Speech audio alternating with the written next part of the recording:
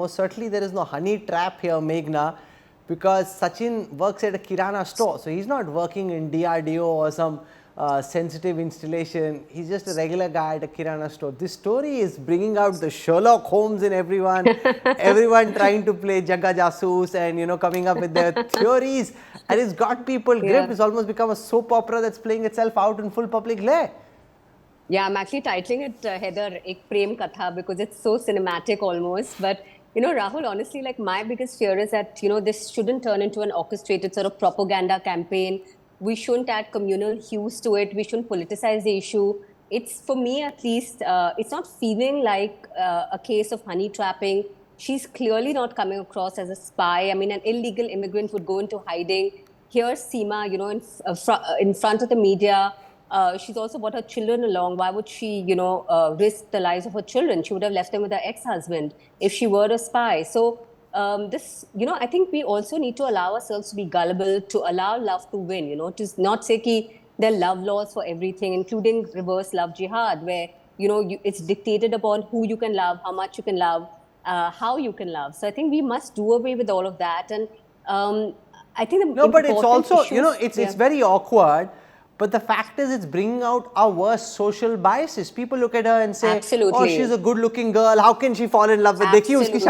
How can she possibly be in love with her? It's these kind of biases that are letting people sway one way or the other basis what their conditioning and bias is.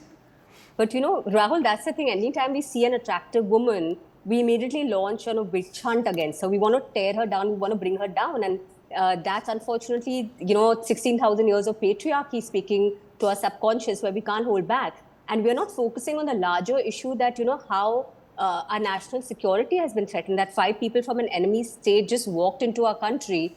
You know, that is something that I think we need to listen to. We need to listen to the law of the land, the ATS and IB, the agencies.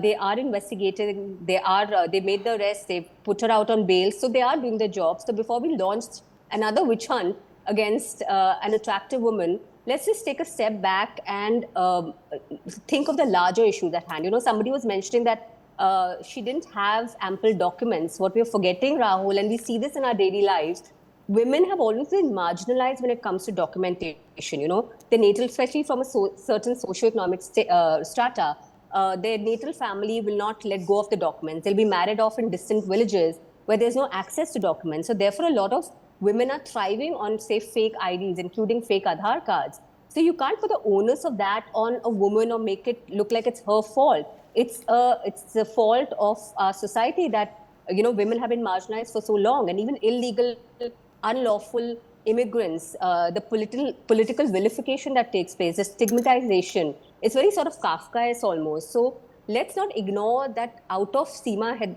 Haider's story.